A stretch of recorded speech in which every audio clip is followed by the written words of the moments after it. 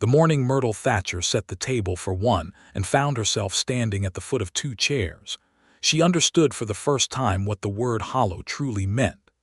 It was the spring of 1882, and the territory of New Mexico had not yet finished grieving its own violences, let alone making room for the smaller, quieter devastations that happened inside four walls and behind closed doors.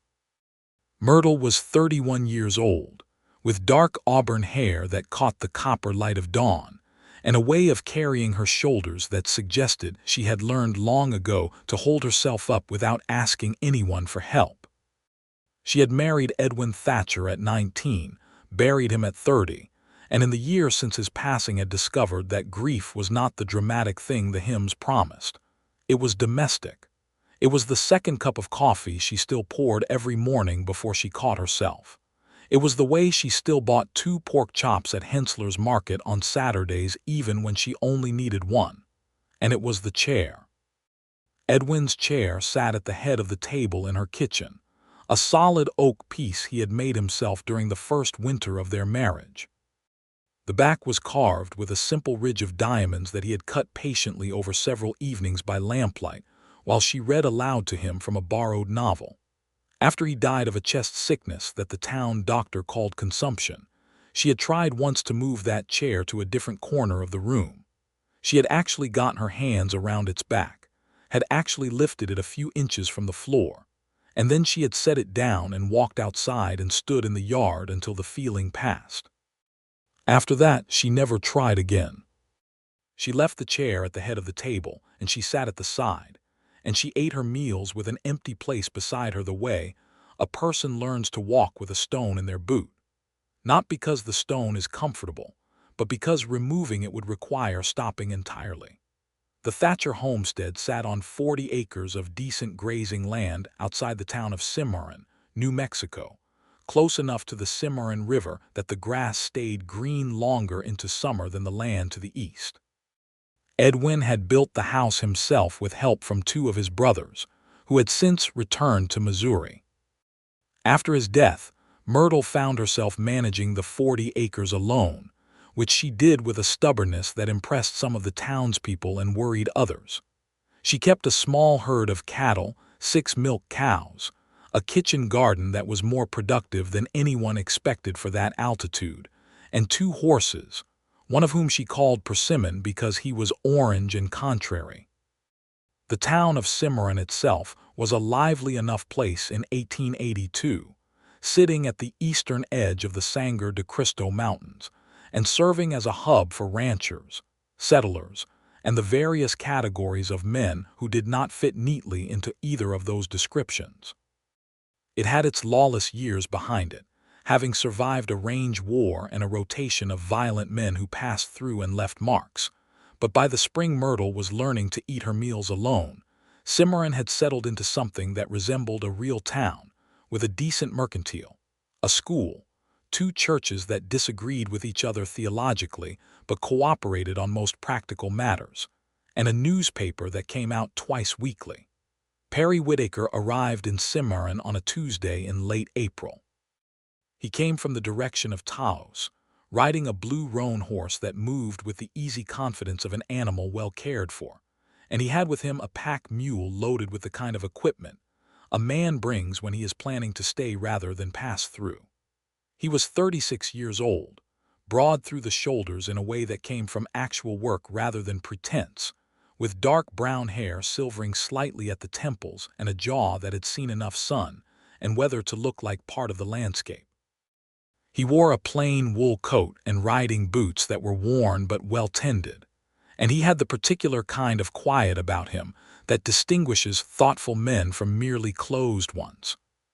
Perry had grown up in Texas, had spent his 20s building a cattle operation in the Panhandle, had lost that operation and a good portion of himself in the drought years of the late 1870s, and had spent the last 4 years working other men's land while he saved enough to try again.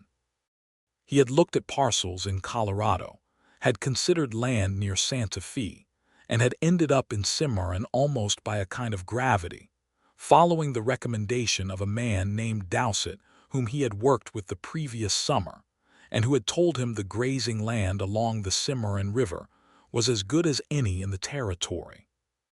He took a room at the Cimarron House, a modest boarding establishment run by a woman named Clara Hensler, whose husband owned the market.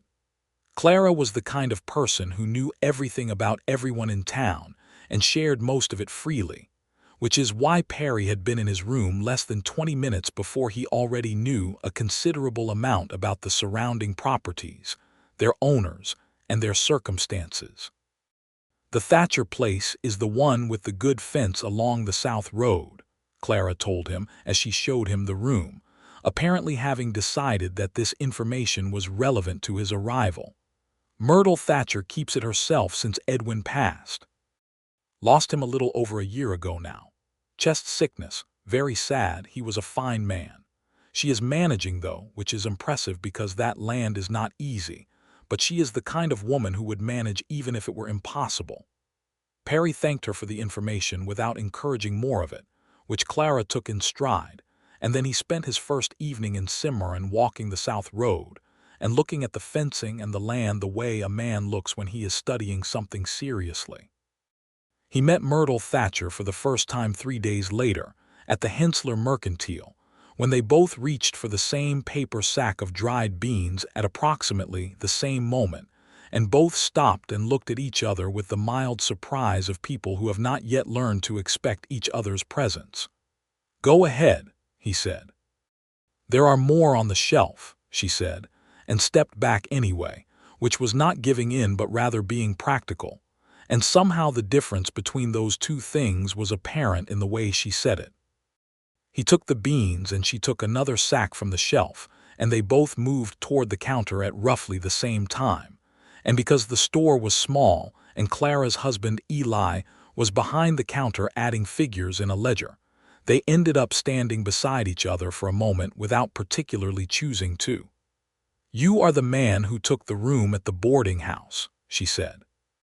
It was not a question but a statement of observed fact, which Perry found immediately refreshing because he had spent years in places where people asked questions they already knew the answers to.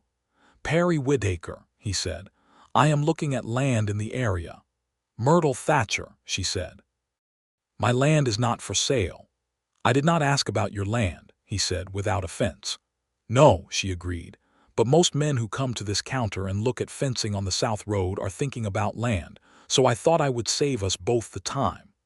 He looked at her directly for the first time, and there was a steadiness in her green eyes that he recognized the way you recognize a key that fits a lock you have been carrying around for years. It was not an immediate, breathless sort of recognition. It was more like the feeling of remembering something important that you thought you had lost. "That is fair enough," he said, and moved a small step down the counter so she had more room, and that was the first conversation they ever had. He found land 2 miles north of her property, a parcel of 240 acres that had belonged to a rancher named Oaks who had decided, after a difficult winter, that he preferred living near his daughter in Colorado.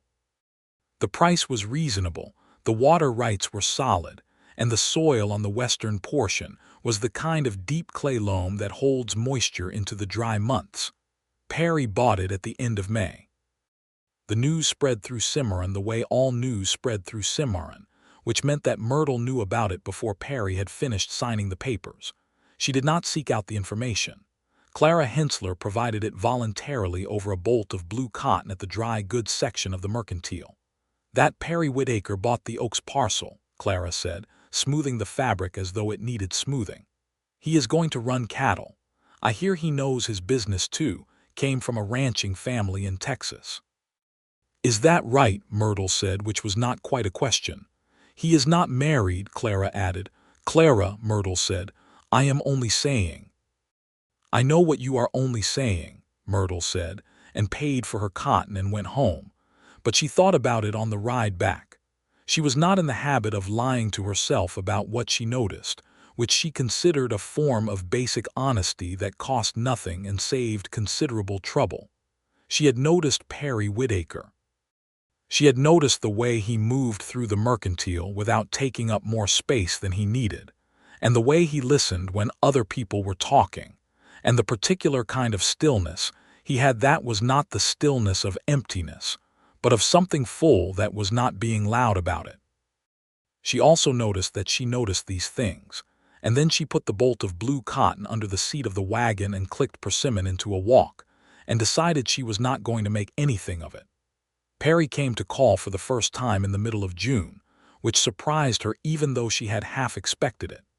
He arrived on a weekday afternoon while she was mending the corral fence along the east side of her property, because two of the posts had rotted and leaned in a way that made her nervous. He rode up on the blue roan, swung down without making a performance of it, and looked at the fence the way a person looks when they are genuinely interested in the problem. "The posts are rotted at the ground," he said. "The wood above it is fine." "I know," she said. "I was going to dig them out this week." "I have post auger," he said. "If that would be useful." She looked at him. He was holding his hat by the brim and looking at the fence, not at her, which she interpreted correctly as giving her space to think without pressure. "I have an auger too," she said, "but mine has a crack in the handle. If yours is in better repair, I would take the loan of it." "I could bring it Thursday," he said. "Thursday is fine," she said. He brought it Thursday, and while he was there she offered him coffee because that was what you did when a neighbor came to your property. And they sat on the porch and drank it and talked about the spring grass conditions and the price of beef in Las Vegas, which was the nearest major market for cattle in that part of New Mexico territory. The conversation was easy in the way that conversations are easy when both people are more interested in the subject matter than in performing for each other. He came back the following Thursday to collect the auger. She had made a pie from dried apples because she had been planning to make one anyway, and it seemed reasonable to have a second piece available. He ate a piece of pie and they talked again on the porch, and this time the conversation moved from cattle prices to weather patterns to what she had read recently, which was a history of the Santa Fe Trail that she had borrowed from the school's small library. "You read history?" he asked, in a way that was more interested than surprised. "I read most things," she said. "Edwin used to say I was better read than anyone in Cimarron who was not being paid to be." It was the first time she had mentioned Edwin to him directly. She watched Perry's face to see what he would do with it, and what he did was receive it quietly, without the particular awkwardness that some men had when the subject came up, as though the existence of a dead husband was an obstacle to be carefully navigated around. "What was he like?" Perry asked. The question startled her. Most people asked about Edwin in terms of his death, the circumstances of the consumption, the grief of it. Perry asked about what the man was like, which was the better and more respectful question. "He was careful," she said after a moment, "in the good sense of that word. He was careful with things and with people. He noticed what needed doing and did it without making a production of it. He was also funny. People who did not know him well did not always see that because he was quiet about it." "He sounds like a good man," Perry said. "He was," Myrtle said. "The best I had known until he was gone." The silence that followed was not uncomfortable. It was the kind of silence that two people can sit inside when they are both looking at the same thing, which in this case was the late afternoon light on the mountains to the west. He started coming to call about once a week, which was often enough to establish a pattern and not so often as to force anything. Myrtle noticed that she looked forward to Thursdays in a way that she had not looked forward to specific days in a long time. She noticed that she started making sure there was always coffee and usually something baked, and that she changed her dress on Thursday mornings even when she had outdoor work to do. And she noticed all of this with a kind of wary attention, the way you watch a creek that has been rising after rain, noting the waterline without yet deciding what to do about it. Perry, for his part, was a man who had learned to take his time about important things. He had been hasty about his first ranching venture in Texas, had moved too fast, extended too far, and paid for it in ways that took years to recover from. He had since developed a habit of patience that was not passivity, but rather a kind of sustained attention, the practice of staying present with something long enough to understand it fully before committing to it. He applied this practice to the Oaks parcel, which he walked on foot every morning before breakfast, and he was applying it to Myrtle Thatcher, which was a more complicated undertaking and one he was more careful with. He invited her to ride out and look at a section of his north pasture in late July, because there was a question about the water table, and she had been on the land longer than he had and might have observations worth hearing. She came, and she did have observations, and afterward they ate the lunch he had packed: cold biscuits and cheese and dried venison, sitting on a rock above the creek. And she told him about the spring of 1878 when the creek had flooded its banks and taken out 2 of Edwin's fence lines, and he listened with the full attention of a man filing information away for future use. "Do you like it here?" she asked him suddenly, which surprised him a little. "I think I am going to like it very much," he said, and the way he said it left some ambiguity about what specifically he was referring to, which they both allowed to stand without resolving it. The first time he ate dinner at her house was in August. She invited him the previous Thursday, and he arrived on a Saturday evening, which was a more social occasion than their weekday calls and implied a different register of intention.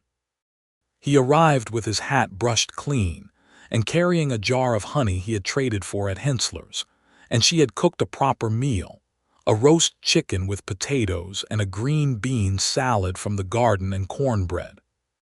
She had set the table with a cloth, and there were 4 chairs around the table. Her chair was to the side, the way she always sat, and at the head of the table, in the position it had occupied for a year and more, sat Edwin's oak chair with its carved diamond ridge along the back. She had not moved it. She had not changed anything about the arrangement. This was her table and her kitchen and her life, and the chair was part of all of it, the same as the cast iron stove and the curtain she had sewn from blue cotton the previous spring.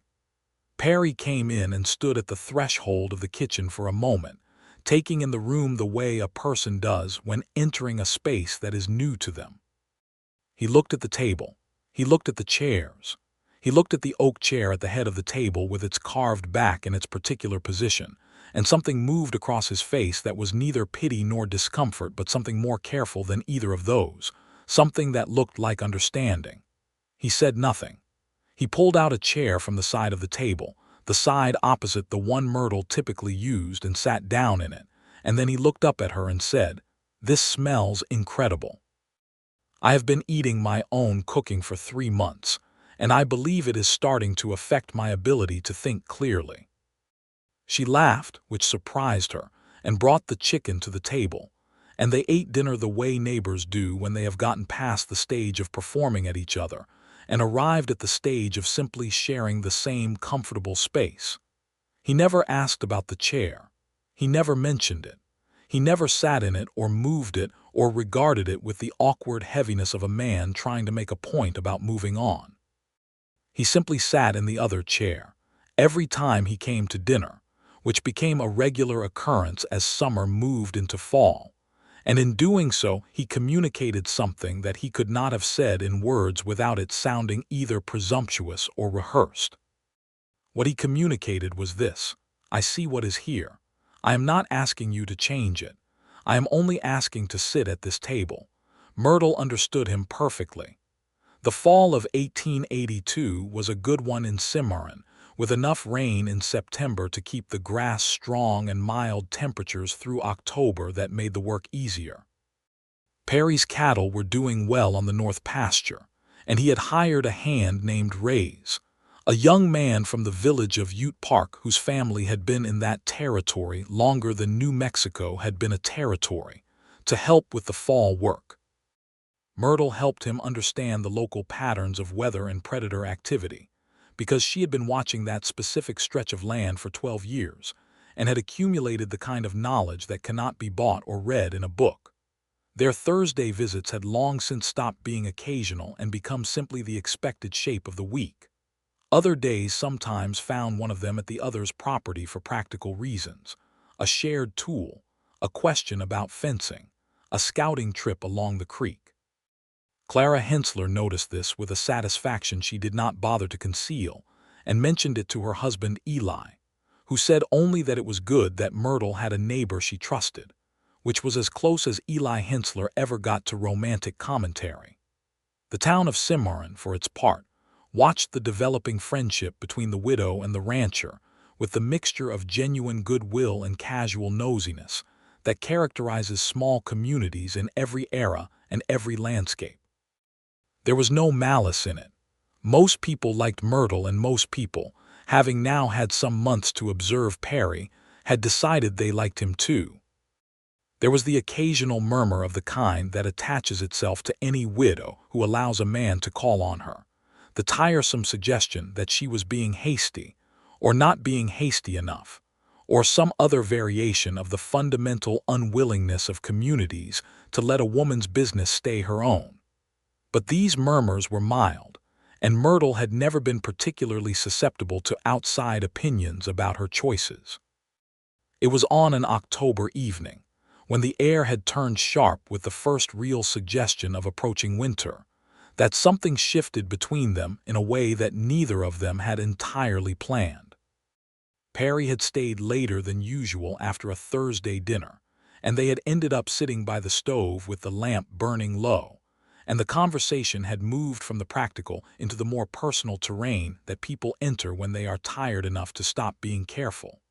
Myrtle had been telling him about the first winter after Edwin's death, which had been the hardest, not because of any particular external difficulty, but because of the relentlessness of the small moments. The hardest part, she said, was not the big things, the anniversary, the holidays, those hurt, of course, but you are prepared for them. It is the Tuesday afternoons, the ordinary ones, where you look up from what you are doing and reach for something to say, and there is no one there to say it to. Those are the ones that catch you unprepared. Perry was quiet for a long moment. My wife died, he said finally. 7 years ago, fever in the summer. We had not been married long. Myrtle had not known this. Clara had said he was not married, which was true, but had not extended the information to what lay behind it. I am sorry, she said, and meant it in a way that was more than the polite formula. I learned what you are describing, he said, the Tuesday afternoons. Does it stop, she asked. He looked at her steadily. It does not stop exactly, it shifts. The empty place does not go away, but eventually it becomes part of the shape of you rather than a wound that is still open. She looked at the oak chair at the head of the table. From where they sat by the stove it was visible at the far end of the room, solid and still in the lamplight. Edwin's chair, she said quietly. I know people think it is strange that I keep it there. I do not think it is strange, Perry said. You have never said anything about it. It is not my table, he said simply. And it is not strange. It is love. Love that has changed its form, but love nonetheless. She looked at him then, really looked in the lamplight by the stove, and she felt something move inside her that she had thought was permanently stilled. It was not a dramatic feeling. It was quieter than drama, more like a door in a dark room opening just enough to let in a thin line of light. Perry, she said. Myrtle, he said, with exactly the same tone, which was the tone of two people acknowledging at exactly the same moment that they are not just neighbors anymore. Nothing happened that evening beyond what had already happened, which was the spoken acknowledgment of the unspoken. He left at a reasonable hour and rode home in the cold October night, and she stood at her door watching the blue roan move down the south road until the darkness took them both. She did not sleep well, but it was not an unhappy sleeplessness. The following week he came on Thursday as usual, but there was a different quality to the visit now. Not awkward, but aware. They were both conscious of each other in a way that had an edge to it, a heightened attention, the way the air feels in the hour before a storm when everything is very clear and very still. He brought her a book from the traveling book merchant who came through Cimarron twice a year, a collection of natural history essays that he had seen and thought she would like.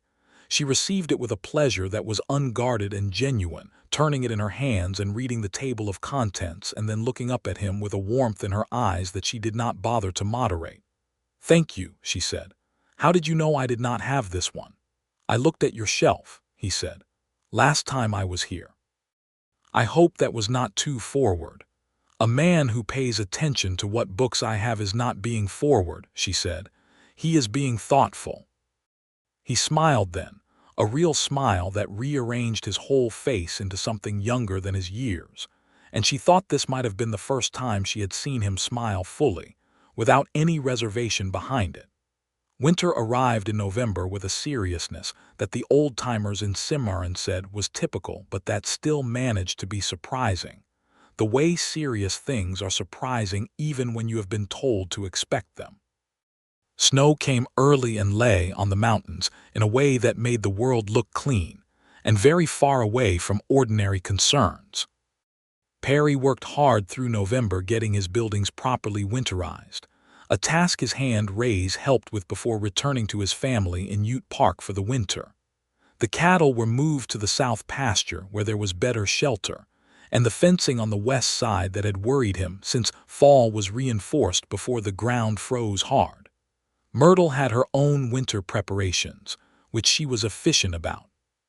She had been managing a New Mexico winter alone for a year already, and had learned where the vulnerabilities were in her operation. She stacked enough firewood, put up enough preserved food, and made sure her animals had adequate shelter with a thoroughness that was its own form of confidence. They continued to see each other through November, adjusting the pattern to account for weather and shorter days.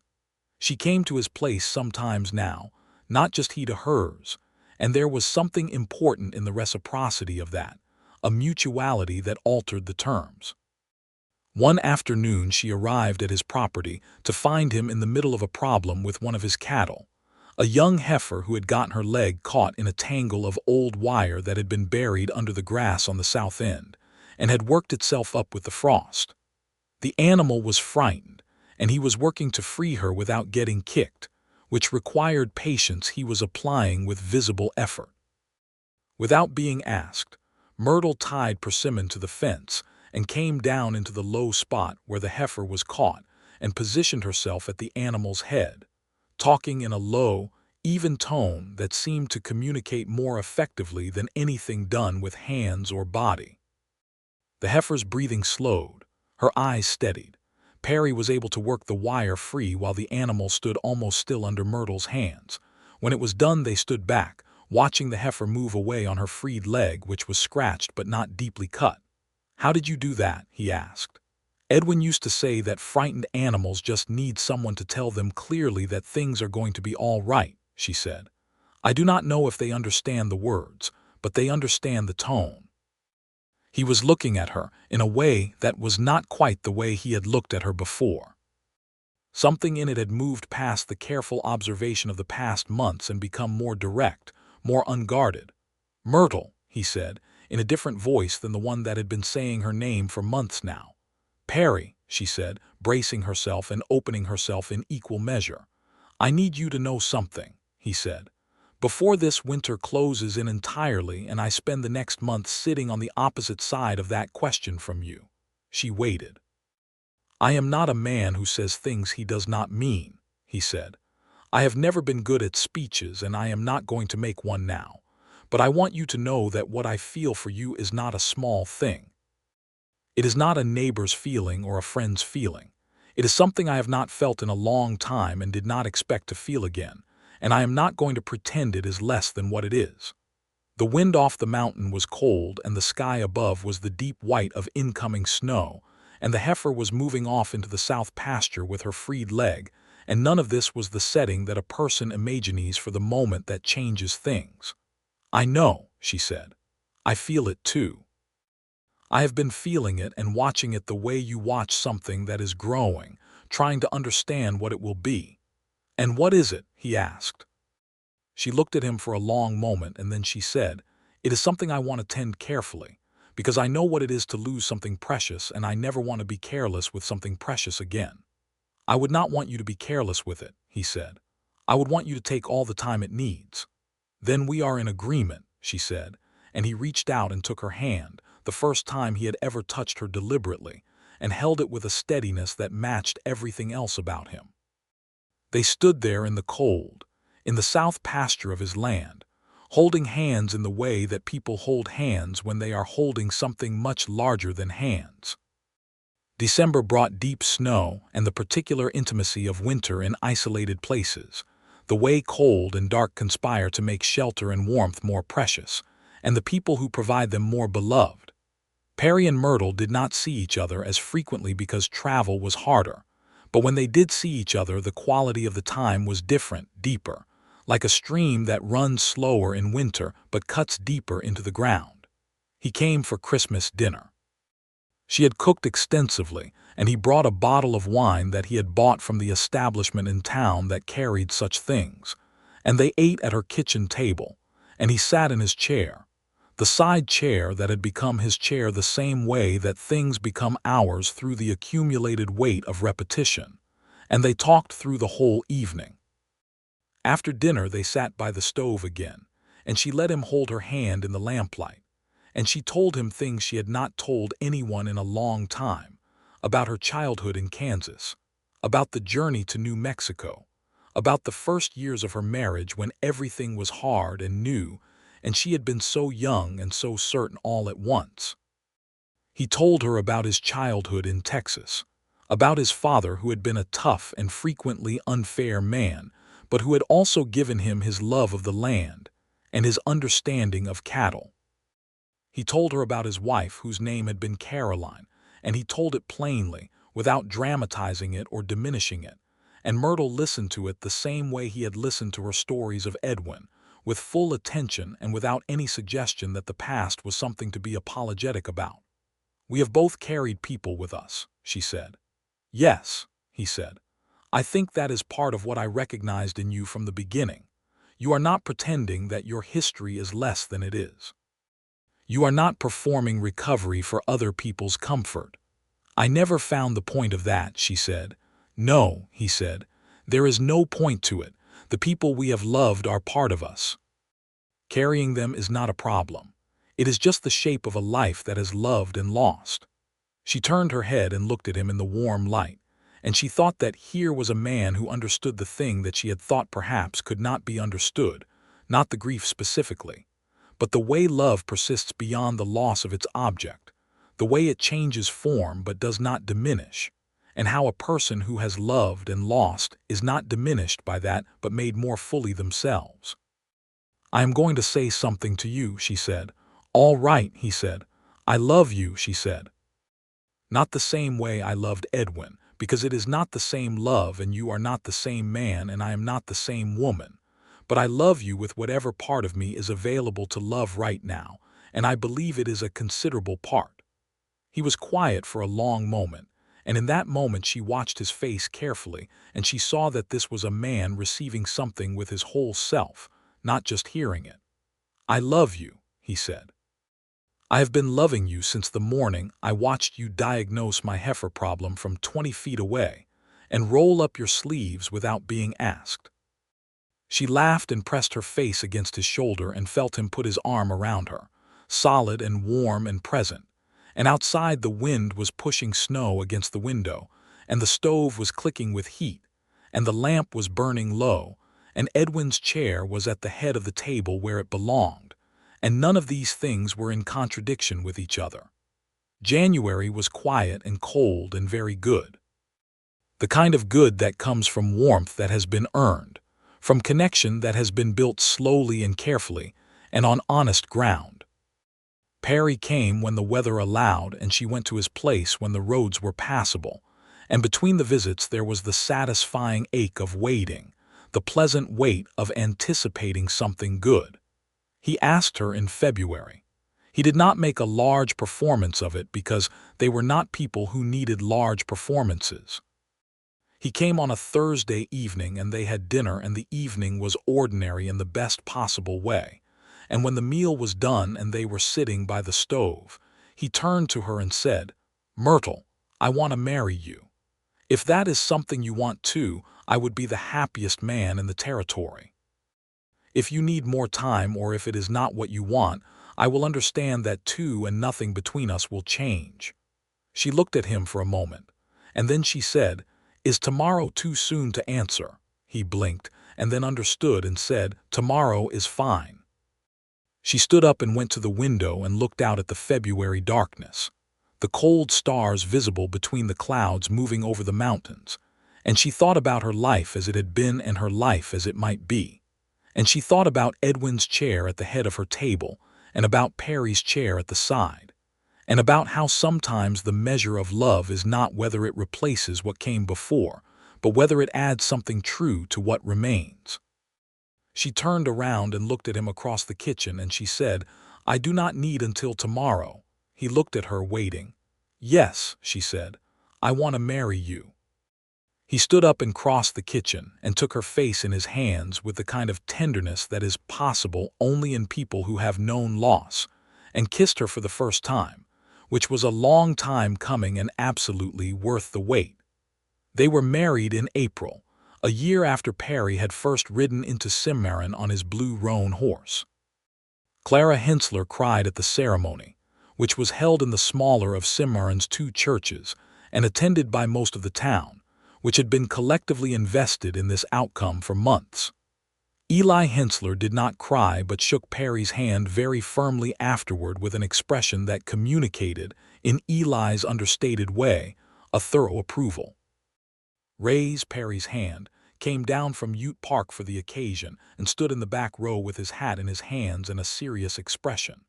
The question of where they would live had to be decided, which they discussed practically and honestly, as they discussed most things. Perry's land was more acreage and had a newer, more solidly built house. Myrtle's land was where she had lived her adult life, where she had learned the soil and the weather and the hidden water. "I will not ask you to leave your land," Perry said. "I know you will not," she said, "which is part of why I can consider it without feeling pressured." They decided, in the end, to work both properties as a single operation, which made good practical sense given that the parcels were only 2 miles apart.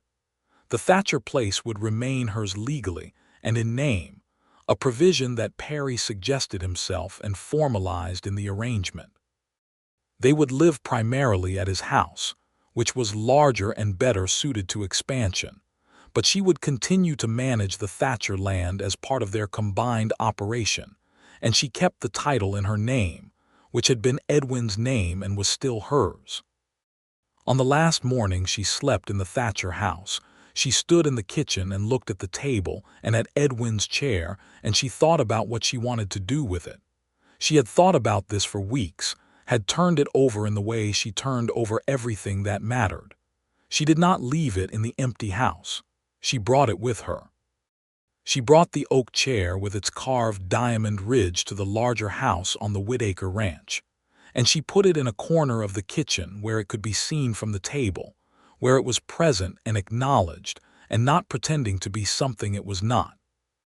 It was a memorial and a piece of the history of who she was, and Perry helped her carry it inside without comment, setting it carefully in the corner she indicated, and then stepping back and looking at it for a moment. "It fits here," he said. "Yes," she said, "it does."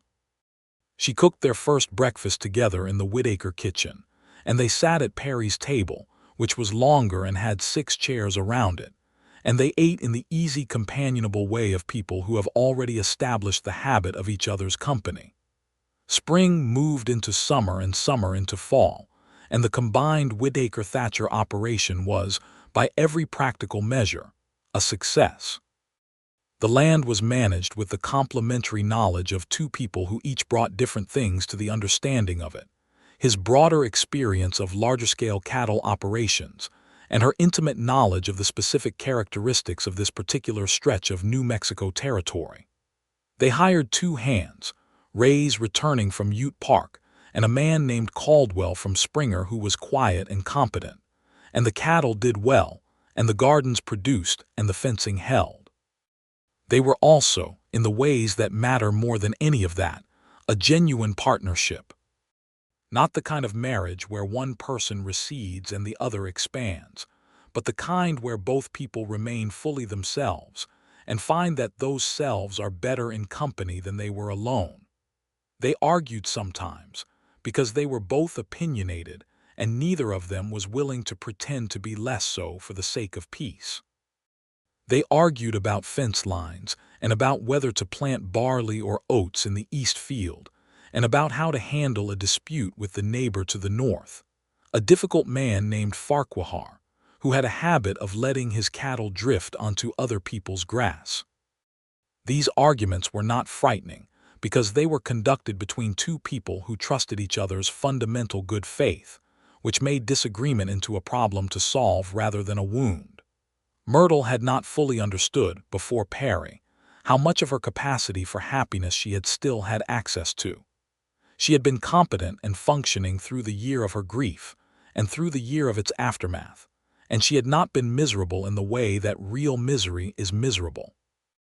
But she had been diminished in ways she could not entirely see from the inside, the way a house with its shutters closed still has all its rooms but lacks something essential about them.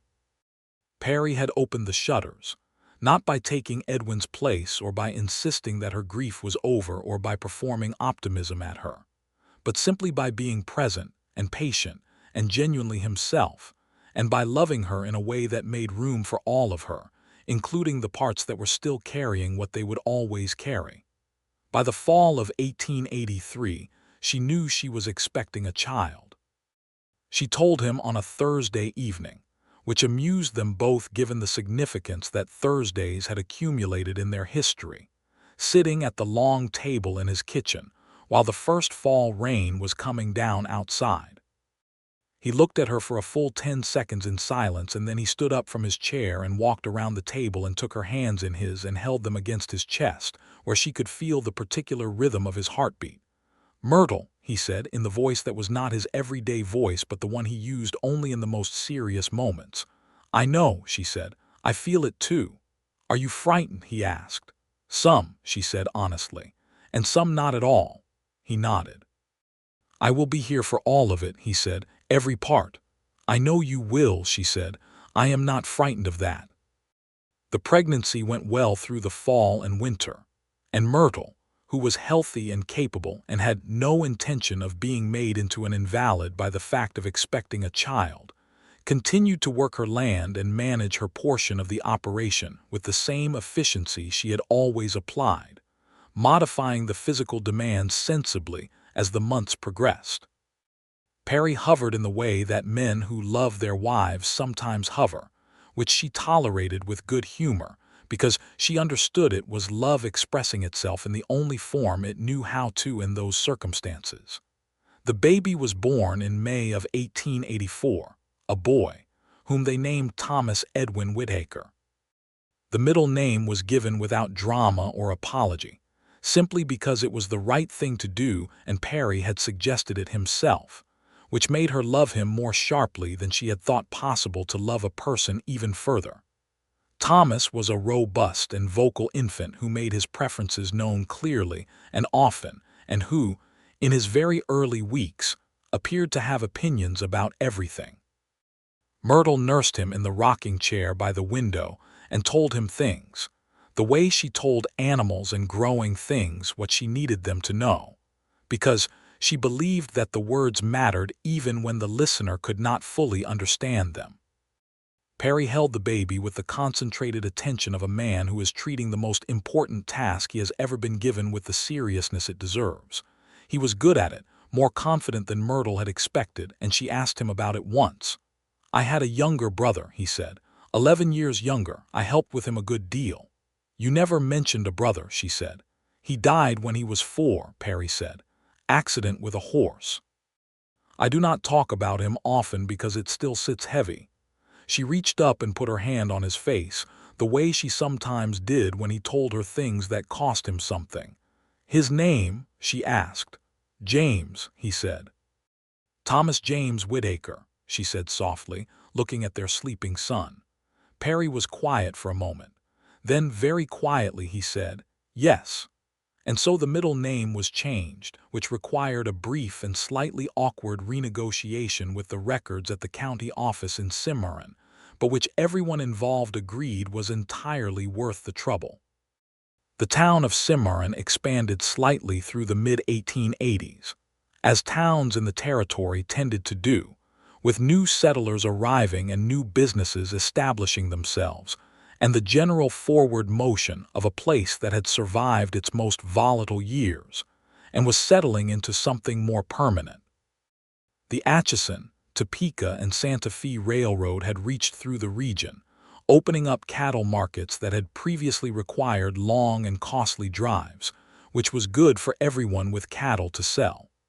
Perry's operation grew steadily, adding acreage to the northeast when another parcel became available at a reasonable price. Myrtle Thatcher land continued to be managed as part of the combined enterprise, and her title to it remained intact, a point she had never made a public issue of, but that mattered to her privately in the way that things matter when they are about who you are and not just what you own. The hands who worked for them, Reyes and Caldwell, and eventually a third man named Borgia, whose family was from the old Spanish land grant families of the region, were treated with the consistency and fairness that Perry had always considered basic. This was not universal among the ranchers in the territory, and Myrtle had noticed early in their marriage that Perry's treatment of the men who worked for him was one of the things she admired most distinctly about him. He paid fair wages, did not require impossible hours without compensation, and regarded the men as workers with their own lives and claims on dignity rather than as necessary equipment. She had once asked him where this came from, and he had said, "My father treated the men who worked for him badly, and I watched what it made of the place and of him. There is a cost to that kind of treatment, and the person who pays it is not only the men you mistreat." Reyes, who had been with Perry since the beginning, became something like a fixture on the land over the years, a man who knew the property as well as they did and whose judgment on most practical matters was reliable. He married a woman from his village named Rosa, and they built a small house on the property's northeast corner, and their children grew up alongside Thomas Whitaker in the particular proximity that shared land creates. Thomas was a serious, observant child who had his mother's green eyes and his father's careful quality.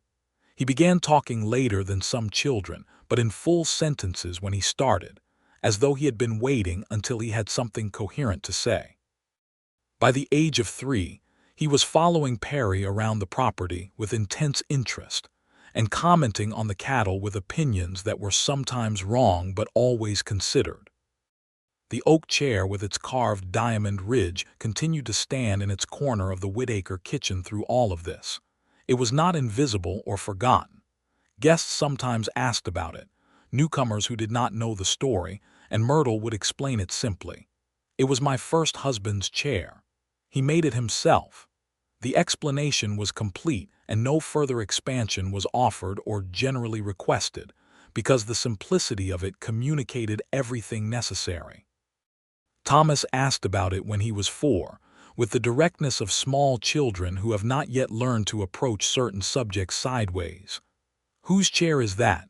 he asked, pointing at it during breakfast one morning. "That was Edwin Thatcher's chair," Myrtle said. "He was my first husband before your father." Thomas considered this. "Did he die?" "Yes," Myrtle said. "He became very sick and he died before you were born." "Do you still love him?" Thomas asked. Perry was sitting across the table with his coffee, and he did not look up from it or change his expression. "Yes," Myrtle said. "When you love someone truly, you love them always, even after they are gone. That is what love is." Thomas thought about this. "Do you love Papa too?" "I do," Myrtle said, "very much." "Can you love two people?" Thomas asked. "Not in the same way at the same time," Myrtle said carefully. "But a heart has room for more than one kind of love, more than one person who mattered." Thomas nodded, apparently satisfied, and returned his attention to his breakfast. Later that day, Perry found him in the kitchen standing in front of the oak chair, looking at it with his serious 4-year-old face. "What are you thinking about?" Perry asked. "That man made this chair," Thomas said. "He did," Perry said. "He must have been good at it," Thomas said. "It is a good chair." "He was good at most things by all accounts," Perry said. Thomas touched the carved diamond ridge along the back with one small finger and then went outside, and Perry stood for a moment in the kitchen looking at the chair himself, and then at the window where Thomas had gone out, and he thought about how love, if it is the real thing and not a pretender, does not require the erasure of what came before it. It requires only that it be itself, fully and honestly, and that it make room for the fullness of the people it loves. He thought this was something he had learned from Myrtle, slowly and without her ever saying it directly, learned it through the example of how she lived and loved and remembered and moved forward, all at the same time without contradiction. He went outside and found Thomas inspecting a fence post with great concentration, and lifted him onto his shoulders so he could see over the top rail. And Thomas grabbed his hair with both hands and said, "Higher," in a tone that was both commanding and delighted, and Perry laughed and said, "This is as high as I go. You will have to grow the rest yourself." The winter of 1885 brought one of the harder tests the Whitaker operation faced in those years. A prolonged cold snap followed by an ice storm that damaged fencing across 3 of their pastures and caused the loss of several cattle who had gotten cut off from shelter. The loss was significant but not catastrophic, and Perry and Myrtle and all 3 of their hands worked through the worst of it with the focused efficiency of people who understand that panic is a luxury not available in the circumstances.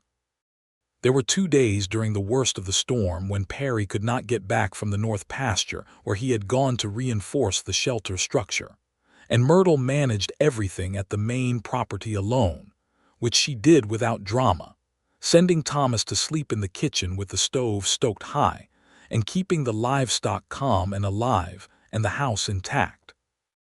When Perry returned on the 3rd day, cold through and exhausted, he found the yard clear and the animals tended, and a hot meal waiting, and his wife standing on the porch with her arms crossed against the cold, looking at him with the combination of relief and dry humor that was one of his favorite things about her.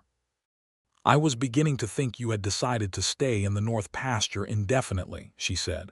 "The shelter needed more support than I had anticipated," he said. "Come inside," she said. "You look like something the river threw up." "That is an accurate assessment," he said, and came inside and ate the hot meal and warmed his hands at the stove and told her about the damage and the losses and what needed to be done. And she listened and contributed, and by the end of the conversation they had a clear plan for the spring repair work. They lost money that winter but recovered it the following summer with better beef prices and a stronger calf crop than they had anticipated. The operation proved itself resilient, which was the best thing you could say about any enterprise in that territory in those years. In 1886, they had a second child, a daughter they named Clara after the woman who had been Myrtle's most persistent and ultimately correct advocate for the past 4 years. Clara Hensler was so moved by this honor that she produced a quilt of extraordinary complexity and beauty as a gift, which became one of the most admired pieces in the Whitaker house for years afterward. The daughter was named Clara Margaret Whitaker, and she arrived into the world already communicating displeasure about various aspects of it, which moderated somewhat as she grew, but never entirely. She was a different sort of child than Thomas, louder and more externally urgent, with Perry's dark coloring and Myrtle's stubbornness distilled into a small but highly concentrated form. Thomas was 2 years old when his sister arrived and regarded her initial weeks with a mixture of scientific interest and mild offense that gradually, over months and then years, transformed into a protectiveness that was one of the steadiest things about him. The years moved as years do in working places, with the rhythm of seasons and the texture of work and the particular pleasure of watching things grow, both the things you plant in the ground and the other kinds. Thomas grew into a serious, capable boy who was good with animals and increasingly good with figures, inheriting both his father's patience and his mother's precision. Clara grew into a child who would not tolerate injustice, even when it applied to situations that did not directly concern her, which made her exhausting in many small moments and deeply admirable in the larger ones. Cimarron itself changed through the late 1880s, with the railroad changing the economy of the whole region and a school that had expanded its grades and added a second teacher. The old lawless flavor of the town faded further into memory and civic life, developed with churches and a reading society, and a small but genuine town council. The land conflicts that had marked the earlier years of the territory, including the old Colfax County War, which had been one of the more destructive chapters in the region's recent history, had settled into a tense peace. There were still injustices in how the land had been taken from the original Spanish and Mexican land grant holders, and Myrtle had opinions about this that she expressed in the reading society, and to Perry at the kitchen table with a consistency that never diminished, even when the opinions were inconvenient or unpopular. Perry shared most of these opinions, and they had hired their hands in part with this history in mind, choosing men whose families were from the land grant traditions, because it seemed a small but honest acknowledgement of what had been taken and not given back. The oak chair remained in its corner. There had come a time, perhaps when Thomas was 6 or 7, when its original meaning had been folded into the ordinary texture of the house, the way old trees become part of the view, inseparable from it. Thomas knew the story and had known it since he could understand stories. Clara knew it too, and had decided at some point that the chair was interesting rather than sad, and had once tried to sit in it, which Myrtle had neither stopped nor encouraged, only watched, and Clara had sat in it for approximately 30 seconds and then gotten up and gone to do something else, apparently having satisfied whatever curiosity had motivated the experiment. Perry had never sat in it. Not once in all the years they had been in that kitchen together. He sat in his own chair, which was also now his own chair by the same process of accumulated habit that makes things ours, and that was where he belonged. One evening when they had been married 8 years, Thomas was 9 and Clara was 6, they sat at the table after the children were in bed in the way they often sat, the long quiet end of the day when the work was done and the house was settled and they were just two people who belonged to each other in the lamplight. "Can I tell you something?" Myrtle said. "Always," Perry said. "I have been thinking about the chair lately," she said. He waited. "Not with sadness exactly," she said. "More with a kind of gratitude for what it has meant and what it still means, and for the fact that you have been the man you are about it." "I have only been myself," he said. "Perry," she said, with a softness that was also a kind of precision. "You understood something that year when you first came to dinner and you looked at that chair and you said nothing and you sat somewhere else. You understood that what I needed was not someone who would try to replace what was there, but someone who would sit with me in the presence of it. That is not an obvious thing to understand. Most people cannot manage it." "I had my own version of a chair," he said quietly. "Mine was just less visible." "I know," she said. "That is why you understood." She reached across the table and took his hand, and he held it, and outside the New Mexico night was the deep settled dark of a place that knows its own seasons, with the mountains somewhere out there under the stars and the cattle quiet in the pastures and the children sleeping and everything in its place. "I love this life," she said. "This actual, specific life. I could not have imagined it, the shape of it, when I was 20 and full of certainty about how things would be, but I love it completely." "So do I," he said. "Every piece of it." "Even the difficult pieces?" she asked. "Especially those," he said. "The difficult pieces are the ones that taught me what I actually had." She looked at him in the lamplight and thought that she would like to remember this moment exactly as it was, the particular angle of the light and the smell of the kitchen and the sound of the fire and the warmth of his hand around hers. She thought that she already carried Edwin this way, in specific remembered moments, the smell of sawdust and the sound of his laugh, and the way he had looked in the lamplight carving the diamonds into the chair back all those years ago. This was how love persisted, not as absence but as presence. Not as wound, but as memory that had softened into something you could carry without it breaking you. Thomas came to them in the spring of 1890, with a piece of paper on which he had been doing figures.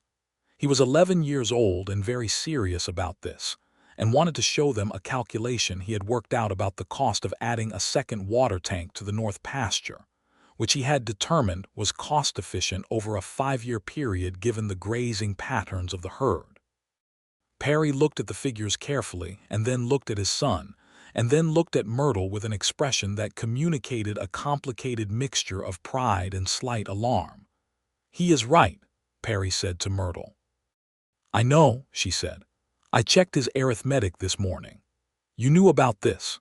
"He asked me first," she said, which was entirely typical of their family's various dynamics and caused Perry no surprise whatsoever. The water tank was built that summer with Thomas supervising aspects of the construction, with an interest that Reyes accommodated with the patience of a man who had watched this child grow up and had opinions about where he was headed. "That one is going to run this ranch someday," Reyes said to Perry one afternoon, watching Thomas explain something to the man doing the tank installation with gestures that were remarkably precise for an 11-year-old. "He might run something larger," Perry said. "If he wants to, that is his choice to make." "You will let him choose?" Reyes asked. "I will not do to him what my father did to me," Perry said simply. "He is his own person and he will make his own life. My job is to give him the tools and then get out of his way." "That is a generous philosophy," Reyes said. "It is the only honest one," Perry said. The years of the early 1890s were ones of change in the territory. New Mexico was pushing toward statehood, which was still 20 years away from arriving, but which was already being agitated for in the various political structures of the region. The ranching economy had gone through cycles of expansion and tightening, and the Whitaker operation had weathered these cycles better than many because they had not overextended in the boom times and had built reserves in the years when the prices were strong. Clara, now a sharp and formidably opinionated young woman in her early teens, had developed a particular interest in the situation of the women in her community, which manifested as a running commentary at the dinner table that was simultaneously exasperating and correct. She had opinions about the lack of women's suffrage that were delivered with the frequency and force of a weather event. "It is wrong," she said, on approximately their third consecutive dinner in which this subject had arisen, "that every man of any quality and every man of no quality at all has a vote in this territory and not one woman does, when women are managing properties and raising children and doing every other thing that needs to be done." "You are correct," Myrtle said. "I know I am correct," Clara said. "The question is what is being done about it." "Some women are fighting for it," Myrtle said. "Have been for decades. Wyoming Territory gave women the vote in 1869. "Then New Mexico is far behind," Clara said. "Very far behind," Myrtle agreed. "And yes, it is wrong. Keep saying so. The people who say so long enough and loudly enough are the ones who eventually change things." Perry, who had been eating his dinner through this exchange, said, "She is not wrong, Clara, and neither are you." Clara looked at her father with the particular satisfaction of a person whose position has been confirmed by an authority they respect. Thomas, who was 14 and had learned the art of existing peacefully alongside his sister's opinions, said nothing but ate his food with a concentrated attention that was probably designed to stay outside the radius of the conversation. The house felt full and alive in these years. Not just with children and hands and animals and the general productive noise of a working ranch, but with something less tangible, some quality of genuine habitation that a house takes on when the people inside it are actually living rather than just surviving. Myrtle thought about this sometimes. She thought about the version of herself that had set the table for one in the spring of 1881, standing at the foot of 2 chairs in the first blue morning of grief. That woman had been real and had felt things as completely and authentically as any person can feel, and she had moved through a year of genuine difficulty and emerged into something unexpected. She had emerged into Perry, into the particular grace of being understood by someone who had also carried loss, who had looked at the chair at the head of her table and said nothing, and sat somewhere else, who had brought himself to her kitchen table week after week with patience and honesty, and an apple pie on the second visit, and a book he had noticed she did not have, who had proposed with words so exactly calibrated to who she was that they could not have been said to any other woman in the world. She had emerged, after everything, into the thing that all the hymns and the novels and the songs told you existed without ever being able to describe accurately. She had emerged into a love that was not replacement or consolation or the blunting of old pain. She had emerged into a new and very good thing, built on the foundation of who she was, grief and stubbornness and all. Perry found her one afternoon in the late spring of 1893, standing in front of Edwin's chair in the kitchen corner, just looking at it. He had come in from outside and stopped at the kitchen door, not wanting to intrude. She heard him after a moment and turned. "I was thinking about him," she said. "I know," he said. He came into the kitchen and stood beside her, looking at the chair. "It will be 12 years in July," she said. 12 years is a long time," he said.